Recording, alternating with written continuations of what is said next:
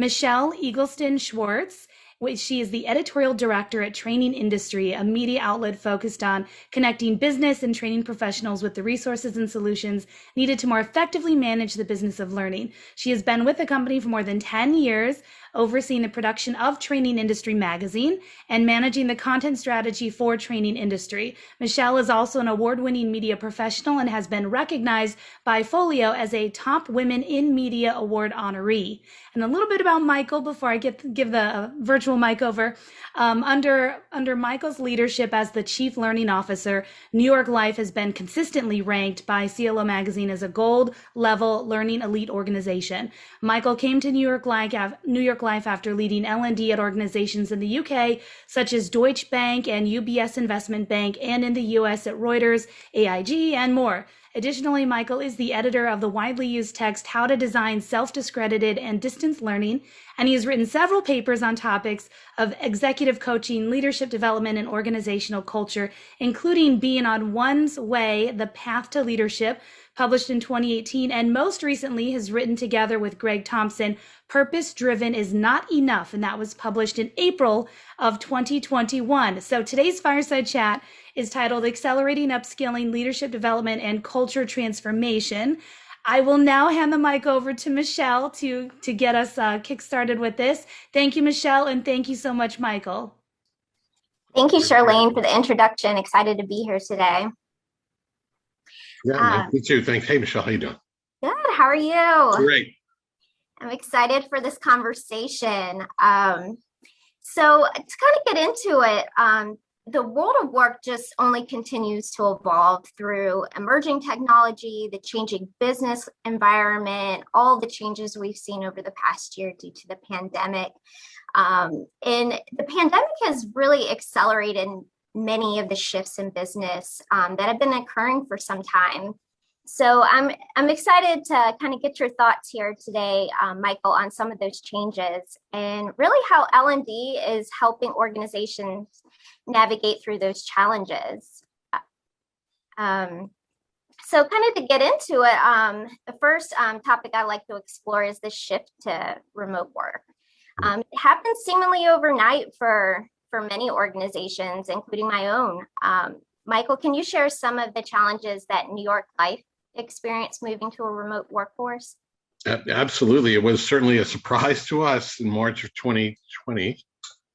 I can't believe that's how long ago it was, when we decided that was it. Everybody had to go home.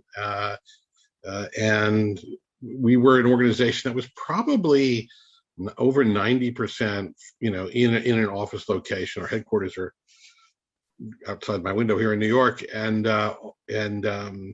we have 124 general offices around the country and some big hubs in other places like Tampa and Austin and Pittsburgh and Philly, places like that.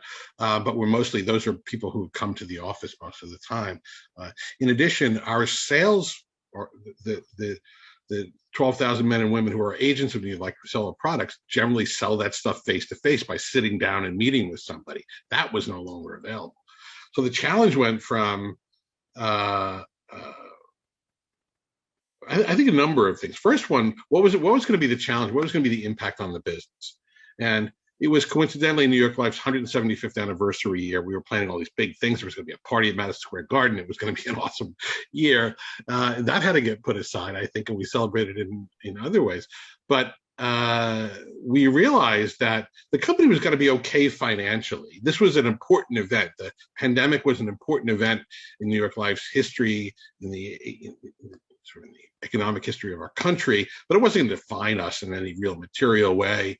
The company is very carefully managed financially and would be okay through that. We come through TARP, we've come through the previous pandemics, through the Great Depression, etc. So that was going to be fine.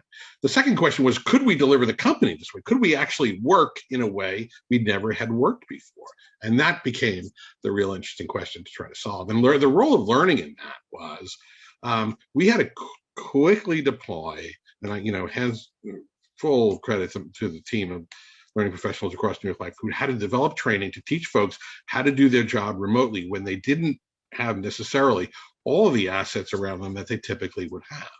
And at the same time, we were changing what we were offering our policyholders so that because we knew they would be going through difficult times financially, we wanted to make it easier for them to extend their payments or to not pay on their policy for a while and do different things like that.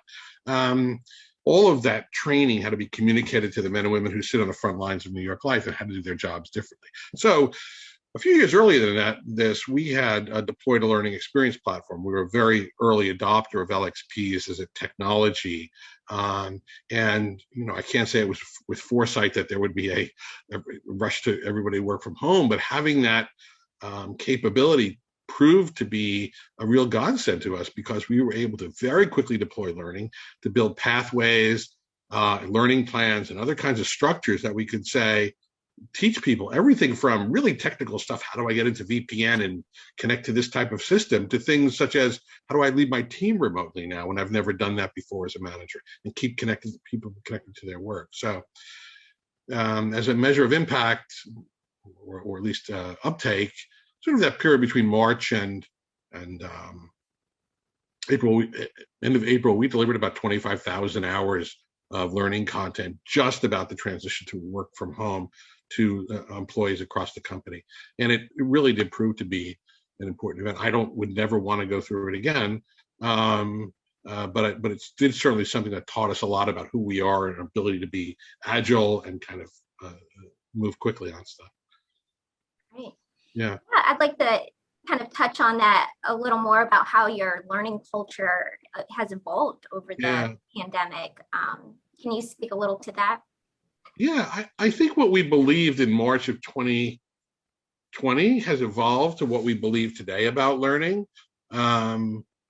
Certainly what I would say is the focus of learners in that moment became very immediate, where I think the balance for a lot of learners had been, let me think about the skills I need to build over time. They saw learning as a channel for getting them immediately capable to do the things they needed to do in an absolutely vital way to keep their job running, right? That was the moment of learning in that. So what do I need now? That is now, I think as we've gotten comfortable in this space, and as we've started to think about return to work at some point, that's starting to shift a little bit. People are back in kind of the developmental side of learning for them. So the focus of learners became immediate. That's one thing I think that the learning culture changed. The second is that the developmental playing field became level. We were, as I said, we're a very face-to-face culture. We think it's part of who we are. It's a very people-oriented business. It demonstrates a lot of care. It's a very long tenured place. And we ran a lot of classroom training, whether it was virtual classroom training, or people coming together physically. The experience now has gotten leveled so that everybody is sitting remotely. There's not 10 people in a classroom and 4 people on a Zoom meeting somewhere, right? Or in a Adobe Classroom. Everybody is in this same experience. I think that also translated into the developmental experience for people in their careers. We're now at a place where everybody's been managed the same way for the last 14 months. And I like that. I think we've learned a lot about our culture and where we have opportunities to be even more inclusive, expand inclusivity to not only include the traditional areas, but also things around where people sit at New York Life. And, do we need them to be here in the home office of 51 Madison Avenue? There's a lot of good reasons why a lot of roles, because what we feel about connection, should be here. But people, we do have an eye to say, how do we expand our view of where development and jobs can happen for folks? And then I think the last thing about our learning culture that's evolved is what we believed about modalities is evolving, right? Everybody did blended learning. Everybody did lots of things before all this. That was kind of cool. But I think I had a hard belief that complex leadership development programs needed to be run face-to-face. And our flagship HYPO program, which we've been running 8+ years now, is a very complex 1-year program that features segments where people get together face-to-face and do action learning projects and other kinds of things. We are now running that program. We launched it in February of this year, and it is now running virtually. And I am surprised by how well it's going. I'm really astounded that the talented people we have working with us, we're able to design something that is both meaningful, still builds that strong sense of connection, has everybody stuck into the work that they have to do, provides meaningful challenges in a leadership way. So I think it's changed what we believe about modalities. I don't know that I'll ever go back. It's a lot cheaper. I don't know that I'll ever go back to bringing people offsite to a residence all the time to do these really kind of flagship things that we felt everybody, maybe there'll be some of it, but do I need to do it as much? I don't know. So that's changing for us too. Mm-hmm. Yeah, a lot of what you spoke to are some of the changes that we saw reflected in the content that our audience has been consuming over on our website, trainingindustry.com. Like in the early days last year in March, we saw upwards of an 8,000% increase in traffic towards content for converting instructor-led to a remote delivery method, and leadership topics about how to manage through change, and so all of those different concepts. So it really required us to be responsive, and we actually launched topic areas dedicated to remote learning, diversity, inclusion. Like there was just such an overwhelming need for that in the very beginning. Well, you make a very good point. Don't forget what happened in the middle of all this too. Of course, we had the pandemic thing, but then we had this huge, important, and way overdue conversation around social justice happening in the country, right? Mm-hmm. And we wanted our employees to connect to that. They were connecting to it anyway. We wanted to be part of that conversation too. So a lot of our learning space, in fact, probably the summer of 2020, and it hasn't really dissipated much through now, really became highly programmed with discussions of social justice and training our managers to host conversations where they could be comfortable, and helping employees discover for themselves what they could talk about at work and what they couldn't, and how to talk about this stuff effectively. And what can I think about this? And how New York Life wanted to show up, communicate to our leaders the position we were taking in New York Life around this. So you make a great point, which I had neglected to think of, that we had an important other topic in all of this, which would have been a complex thing had we been all working from back from the office as well. So to try to deliver it this way made it even more crazy. Definitely. This kind of goes into the next topic I'd like to address is leadership and how much that has changed over the past year. Leaders in the role of the leader has evolved. They're now needing to lead virtual and hybrid teams. They need to create a safe and inclusive environment. And they're really having to lean into those soft skills and from like listening and empathy, and how they support employees has changed so much. So I'm interested to hear from you, Michael, on how maybe you see this changing how we develop leaders. Yeah, it's a great question. Certainly, what's been emphasized for leaders over the past year has changed. I would like to say it like that. I think the role of leadership will kind of always be these things, and then there are things that get emphasized in different periods in history. The notion of the leader providing care, and I like to use that word in New York Life a lot, is one which we saw really dialed up from the pandemic to now, and even continuing, right? And you talk about safety, I like the way you use that word, an inclusive environment, all of that is around care, right? This notion of, Bill Kahn's notion of psychological safety and how that forms the basis for what needs to be built in teams to promote high levels of engagement. All of that got, I think, emphasized and dialed up. And what happens to leaders a lot under pressure, what happens to all of us under pressure, is we sort of become more of who we are, right?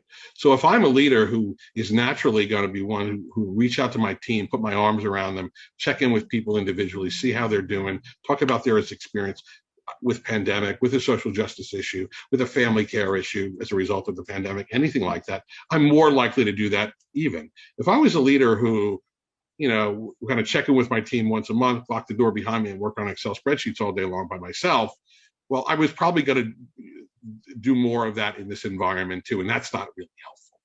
So we work with our leaders a lot to stress the importance of care and personal connection.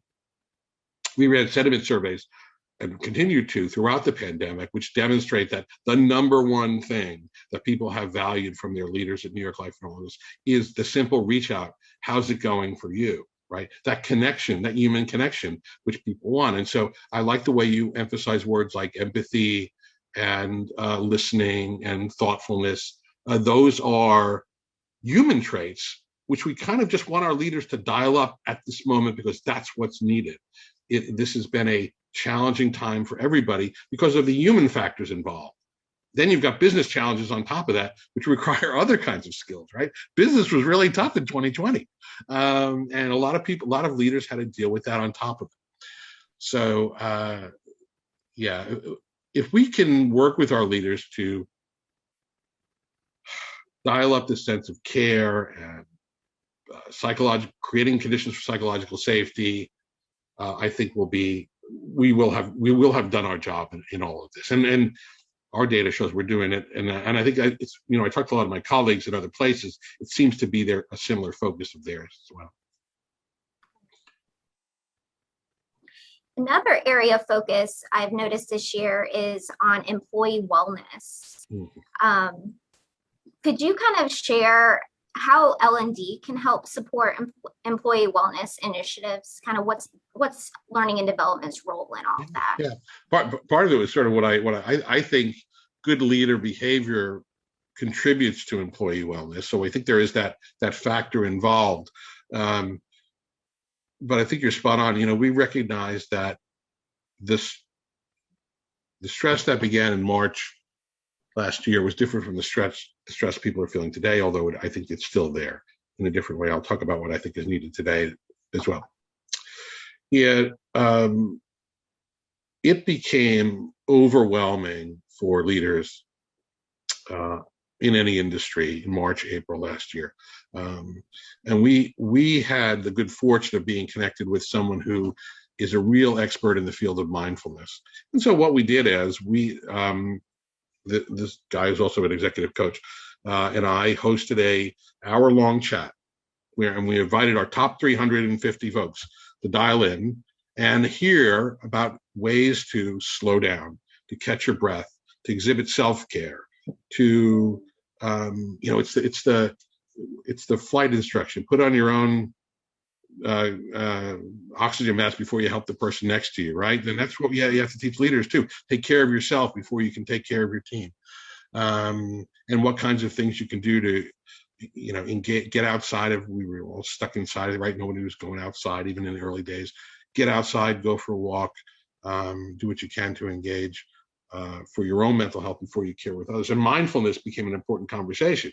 We went even ahead and offered executive coaching on mindfulness. It was a topic that we didn't really have a focus for executive coaching on, but we said we're going to offer this for anybody who wants it. We had a nice take up of that. But then that extended into conversations for leaders to have with their teams around how they can construct their workday so they could have continued balance.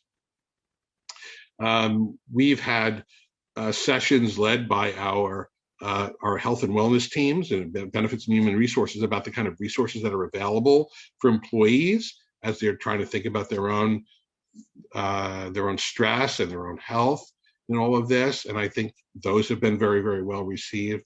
And we're in the middle of, as a preview, people in New York Life don't even know this, is planning a session on resilience as kind of a follow-up session to that one I had on mindfulness a year ago, which will be kind of where we are now. It's because this is so protracted, Michelle, and it's unrelenting, and now people are stressing about return to on-site work. Yeah, it becomes the next thing for me to worry about. Mm-hmm. And I think resilience has become much more of the topic. How to maintain high levels of energy when all of this around me is just becoming, really, really a lot. Yeah, I really like that you touched on resilience. That's another big topic area that kind of we've seen from the content side, kind of building those resilient employees and organizations. What does that look like? And, so definitely a big focus area. Agreed. And you spoke to kind of the return to work and the anxiety around that. I'd be many organizations are still kind of undecided with how to proceed. Are they going to stay remote? Are they going to do a mix? Is it going to be hybrid? What does that look like? So I'd be interested to hear anything you can share on how L&D can kind of help support or facilitate those changes. Yeah, it is the kind of the important issue. I'm on a study group with other CLOs in the insurance industry, and we coincidentally had a meeting this morning, and it was the only topic we talked about was return to on-site work and the support we're providing our employees and leaders. So it's your question is really very, very timely. The New York Life realized, I think, our leadership realized that one of the ways we had to do to alleviate anxiety was tell people what we're doing. Right, there's nothing worse than not knowing where you are, and so I'm finding more and more companies are kind of sending out messages about what we're doing. Big change for us. We had said, and I said at the top of this discussion, Michelle, we're an on-site work. We believe that there's real value in people connecting, and the basis for community is physically gathering together. Right, and in my heart, I honestly believe that. However, we also know that people's lives have changed over the past year, and they've bought hot dogs and dogs, and they want to come to work less. They've figured out how to do their jobs differently, and that's great too. So we've decided, like a lot of other companies, financial services have done, we'll be back 3 days a week. So Tuesday, Wednesday, Thursdays in the office. This is for most people. We've announced this to the employee population. Tuesday, Wednesday, Thursday in the office. Mondays and Fridays at home, and that's most people will fall into that category. There's partnership for the city of New York published a study a couple of days ago. 62% of the financial services employees in New York are going to do some hybrid. It's mostly 3 days in. Apple announced theirs, which was a little bit of a, went over a little bit differently. But ours is very well appreciated by our employees, I think. The challenge is we have to help our managers realize what they're meant to do in the 3 days. The reason we're back in 3 days is we want our managers to take advantage of the 3 days they're together to do certain things that are together things and use their time when people are not physically together to think about work differently on those days. And so we've sort of built out a 6-chapter training program on this. The first one is around helping managers understand the policy and how to work with it, and what about employees who need exceptions, and how do we process those kinds of things, and how should we think about it. New York Life makes decisions based on principle, and so we have principles that underlie the reason we're doing on-site work the way we are. And if somebody needs a variation to that, we want to understand how to best apply it. And we'll do our best, of course. So we want managers to understand how to deal with the policy. But then that's fine. But then the most important part is, how do I maintain the culture? How do I work with my team effectively in this mixed way? What should I do when we're in the office? What kind of things are best done when we're not in the office? How can I continue to focus on development? And how can I, most importantly, and I stress this all the time with folks inside New York Life, how do we maintain the level playing field that's come about from everybody being on Zoom, right? There's no silver lining to this pandemic, but there is a lesson learned. And one of the lessons learned is we can be more inclusive to people who are not co-located in big locations. And so how do we help employees who are sitting in a general office, in Tulsa, Oklahoma, feel as connected as the person who's sitting in 51 Madison Avenue? And that's important to me. And so I want our managers to think through those kinds of practices as well, so that they can ensure the things that they're doing, will do that. So that's our big focus on return to on-site work. So kind of shifting things to looking at the future, with so much change that's happened recently, what are your thoughts on the post-pandemic classroom and the future of learning? You had mentioned how your mind has been changed on modality. So kind of what do you think the future looks like for learning? I think classroom is increasingly less relevant. I think the alternative is providing a rich ecosystem of learning practices of all sorts. If you want to call that a classroom, that's fine, but that's not what people mean by classroom. People mean sitting together and have somebody tell you things for a while, and then you do things with them together. That's what we mean by classroom. I think classroom is increasingly less relevant. I think where we need to focus, and it's funny, we started this pre-pandemic, but I didn't apply it in the leadership space till pandemic, to think about the learning ecosystem as including all sorts of things that were not in our wheelhouse before. Two good examples of New York Life. One is skills-based volunteering. We have a strong culture of volunteerism in New York Life. People support our practices around the charities that matter to us because they're part of our business, like childhood bereavement, right, is important in the life insurance space. We support all kinds of charities that support children who've lost a loved one. We can also developmentally provide our employees, give them an opportunity to volunteer in those organizations around things that will help them, one, the organization needs help on, and two, develop our employees' skills while they're doing it. That's a learning experience. So let's say there's a charity that we support is trying to develop a new marketing campaign. Well, we have marketing experts who are great at this. It'd be also great if they learned some other skills and applying that into a new industry, so they can partner with a charity and they apply this kind of skills-based volunteering where they are using their skills and they're building new skills around consulting, around collaboration, around learning something that, managing a budget perhaps, or whatever it is. But we select people carefully. So that's a kind of a good example of a non-classroom way. The other thing is kind of the revival of an old practice are apprenticeships. I think apprenticeships are underutilized. I think they're on their way back. I know they're on their way back, and I know that companies can play a role in leading that. We have a really rich apprenticeship program in our data science organization. So data science is an emerging capability in the insurance industry. We've been wedded to actuarial models for a long time. Data science brings a new capability into that. And how do we transition actuaries and IT people into data scientists?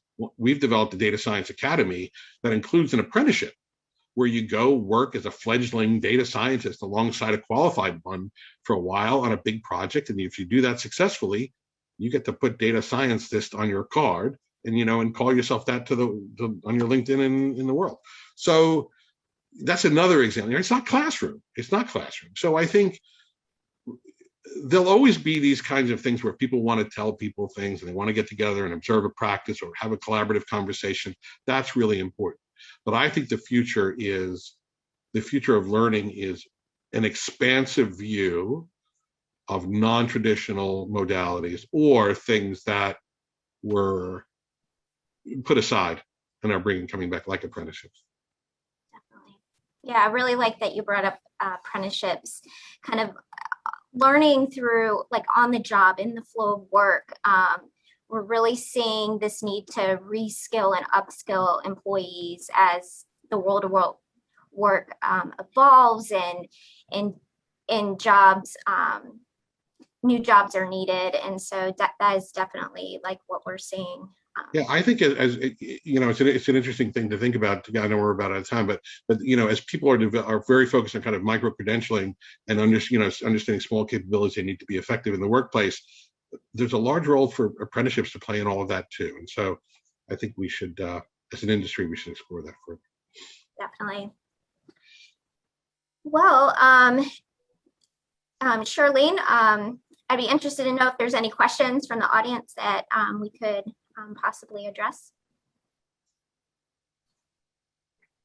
Hi guys, I don't believe I see any that have come in real time, but I would love to ask just a little bit more about, if we could dive into a question about the diversity, equity, and inclusion topic, because a lot of the learning leaders that are in the audience are right in the middle of creating that content, aligning that with strategy, making sure that we're talking about, like Michael had said, social justice in the workplace. So wanted to just ask if there was any more best practices or advice, Michael, that you may have for the learning leaders in the audience in terms of how they can push those efforts forward. Again, make sure that they align, but make sure that they're creating the content and the information to address that content and what we want to get across. Yeah, it is one of the most timely things. A structure we found really useful is to teach our leaders how to have courageous conversations and really bring them together in that way.